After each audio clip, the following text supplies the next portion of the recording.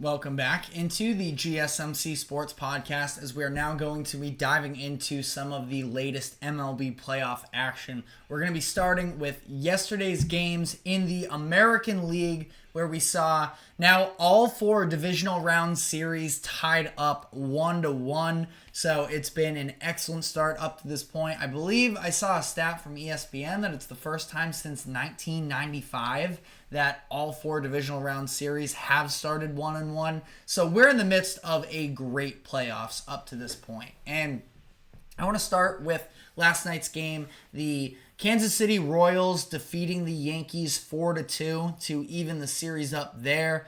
The Royals, who I think are very much so built around their pitching, they were able to kind of escape this one to some degree. Escape maybe feels a little bit dramatic, but they were able to get out of this game with a pretty poor Cole Reagan start, all things considered. In that fourth inning, final line here, 4 innings pitched, 3 hits, 4 walks, and 1 earned run. Had a handful of strikeouts there as well. It was 5, I believe. So Reagan's, it's not like he was terrible in this game, but he was definitely shaky. And in that fourth inning, after seeing 5 straight balls and a walk involved with some wild pitches in there, you saw Salvador Perez sort of jump up, call a mound visit, signal to the dugout to get somebody warmed up, because what he was seeing from Reagan's definitely wasn't right. And Reagan's responded, was able to get a couple flyouts and get out of that inning, without any damage there. And then from there, you got, again, the Kansas City bullpen that has just been such a huge asset for this Royals team. They were able to, pitch the lights out. Other than Urseg allowing a home run for the first time in months, he did so against Jazz Chisholm Jr. At that point, too little, too late. So that one made it 4-2, and the Royals get out of that one pretty cleanly there. Headed back to Kansas City, technically speaking, with a little bit of home field advantage working towards their favor the next 2 games in Kansas City. But we're seeing their offense knew they were going to have to take some steps forward after scoring just 3 runs against the Orioles in that wild card series to advance out of that one. They knew that wasn't going to be as sustainable as it is with the Yankees, and they've taken some steps in the right direction. Last night, it was Michael Garcia who went from hitting in the 9 spot to leading off the game, and he records 4 hits from them. And that's just kind of the Royals' MO, and it's putting the ball in play, where it's not a team that necessarily scares you with a ton of power. You have Salvador Perez, who goes yard early in this game, but generally speaking, they get on base and they can string hits together, and that's where they did the majority of their damage in this Game 2 matchup yesterday, where it was a number of guys. It was Pham and Hampson and Garcia all stringing together these hits in the 4th inning that was able to really put the pressure on the Yankees and jump out to that 4-1 lead. But on the flip side of it, they don't have the power. The Yankees do, and that's an asset for them. They've now hit 3 home runs in these past 2 games, so very respectable numbers from a power perspective.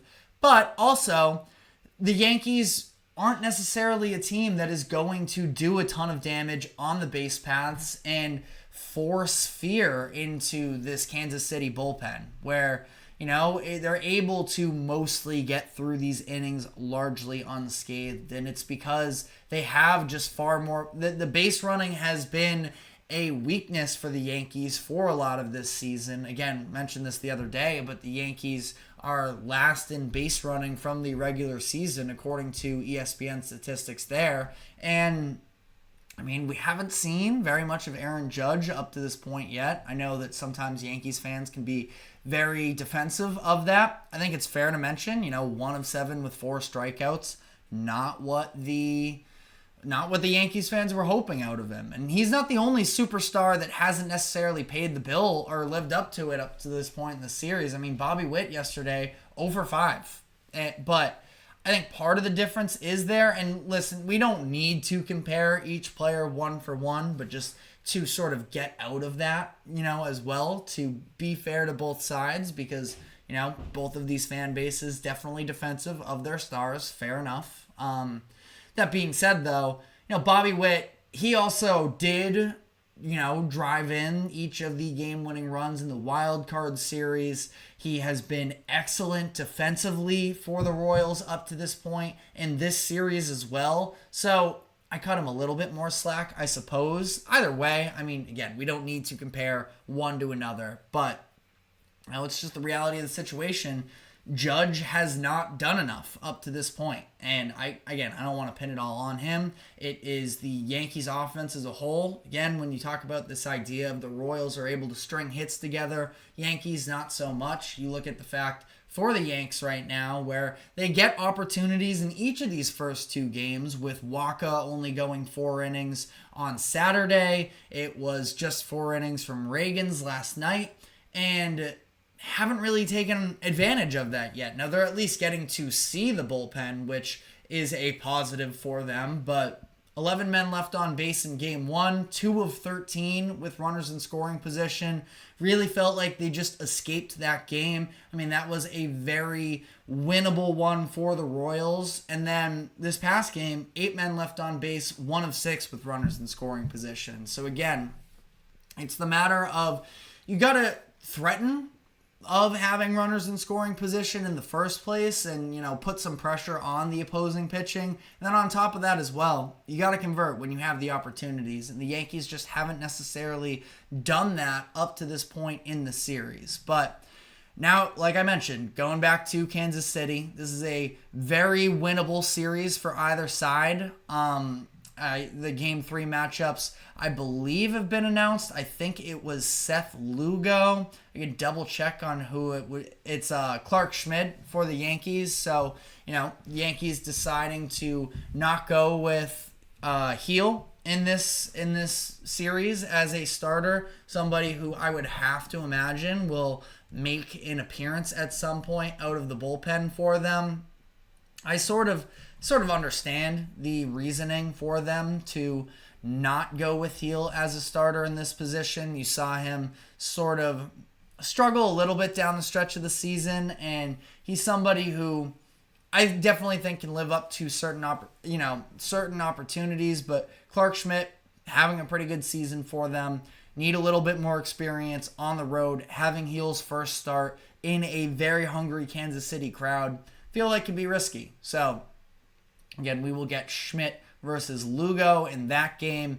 On ESPN Bet right now, does appear to be very close in terms of the Vegas predictions here. So should be a very fun game to watch there. And then on the other side of the bracket in the American League, yesterday we saw the Detroit Tigers pull off yet another win against the under Tarik Skubal, this time against the Guardians. And I cannot really, and everybody's saying this as well, so I don't want to take sole credit for it, but it's just an objective fact that if the Tigers are going to have any chance of doing damage in the postseason, it has to revolve around capitalizing on Tarik Skubal starts, which is what they've done through these first couple games, where Skubal once again was excellent.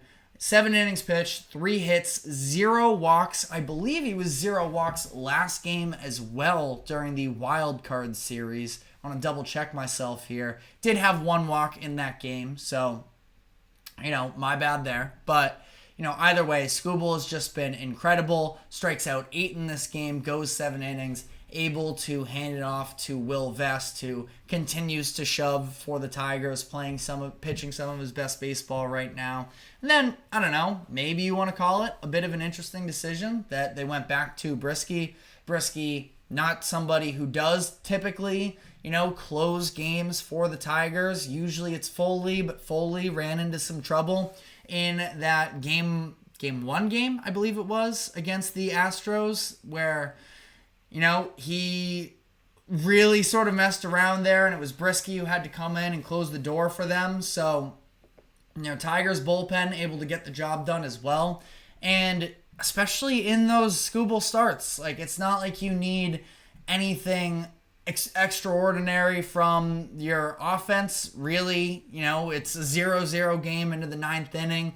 Classic, pitchers duel there where you got Skubal going up against his good friend in Matthew Boyd. Comes down to the final inning, and it was a pinch hit home run where I think it's at least the second of the postseason that we've seen so far, with Kerry Carpenter coming in the ninth inning, hitting that 3-run home run and being able to sort of ice the game there. So a very intense one, day game, a little bit of playoff baseball energy at 4 o'clock in the afternoon, at least here in Eastern time. So I thought that it was very impressive.